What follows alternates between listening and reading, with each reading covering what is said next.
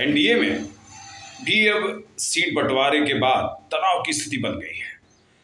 अभी भारतीय समाज पार्टी के नेता ओम प्रकाश राजभर ने साफ तौर पर अभी वो जहां मंत्री पद तलाश रहे हैं, मंत्री पद मिलने भी वाला संभावित हो गया अभी है लगभग, लेकिन इससे के बावजूद उन्होंने अभी सलेमपुर में जो बलिया क्षेत्र में पड़ता है, सलेमपुर के सांसद पर एक गंभीर आरोप लगाया है। उन्होंने बीजेपी पर भी गंभीर आरोप लगाते हुए ये कहा कि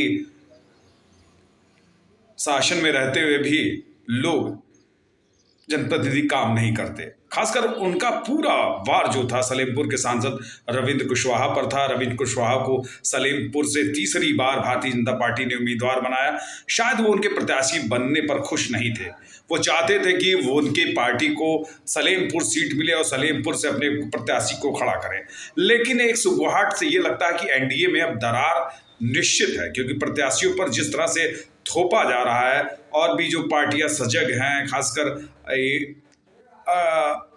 खासकर भारतीय समाज पार्टी और इसके बाद अनुप्रिया पटेल का संगठन और जो भी उनके गठबंधन के साथी हैं, वो अब टटोल रहे हैं, रास्ता टटोल रहे हैं, क्योंकि उनके पास खोने को बहुत कुछ है, पाने को कम है। क्योंकि पाने के लिए तो वो सांसद विधायक बन जाएंगे, लेकिन धीरे धीरे उनका जो व्यक्तिगत मत है वो धीरे धीरे बीजेपी की तरफ कन्वर्ट हो जाएगा। शायद कुछ दिन बाद वो अपने अभाव को तलाशने लगेंगे। ये तलाशने का अभाव इसलिए सामने आएगा कि इससे लगेगा कि उनके पास से उनका वोटर ही गायब हो गया, और यही डर शायद ओम प्रकाश राजभर के अंदर भी अब समा गया है। उन्होंने मुखर होकर एक महारैली में, जो उनकी पार्टी की महारैली हो रही थी, उस महारैली में खुलकर इस बात को सामने रखा कि जनप्रतिनिधियों को भले टिकट दे दिया जा रहा है, लेकिन ये लोग जनप्रतिनिधि रहते हुए भी कोई भी काम कराने में बेकार है।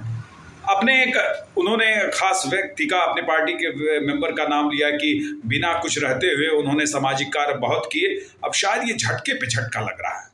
आखिर ओम प्रकाश राजभर को बीजेपी एक सीट देना चाह रही है, एक सीट से वो संतुष्ट नहीं होंगे, और एक सीट जब उनको संतुष्ट नहीं होगी तो मंत्री पद तो चाह ही रहे हैं, अब सीटें भी ज़्यादा मिलें। शायद बीजेपी मंत्री पद की बार्गेनिंग में सीटों की संख्या घटा के एक पे ले गई, और शायद एक पर भी अगर ऐसा भी हुआ, हो सकता है कि वो भी कैंडिडेट अगर बीजेपी के ही संबल पर चुनाव चिन्ह पर ही लड़ेगा और बीजेपी के सिंबल पर रहेगा और बीजेपी का ही कैंडिडेट होकर रहेगा, भले वो भाजपा का आदमी होगा। हालांकि अभी क्या होगा क्या नहीं होगा, लेकिन ये तो जाहिर तौर पे है कि एनडीए में अब धीरे धीरे एनडीए के अंदर भी भगदड़ मचने लगी है। खासकर अभी आसनसोल सीट पर भी जिस तरह से पवन सिंह ने चुनाव लड़ने से इनकार किया, उनके अंदर भी पहले तो बड़े खुश थे, उन्होंने एक दो बार अपनी सोशल मीडिया पे वीडियो भी जारी की, लेकिन एक झटके में उन्होंने चुनाव लड़ने से इनकार कर दिया। वहीं दिल्ली से डॉक्टर हर्षवर्धन का टिकट कटा, तो इसके बाद वो भी उन्होंने कहा कि अब मैं राजनीति से संन्यास लेकर अपने पुरानी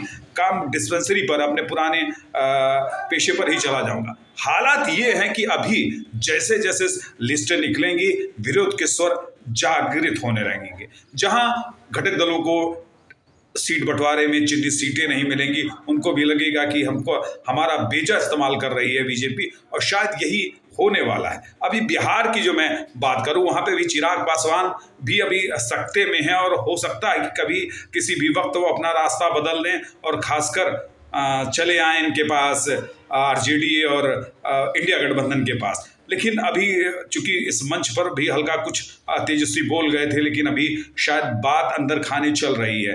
अब खोने के लिए तो बहुत है विपक्षी दलों को, और पाने के लिए कम है।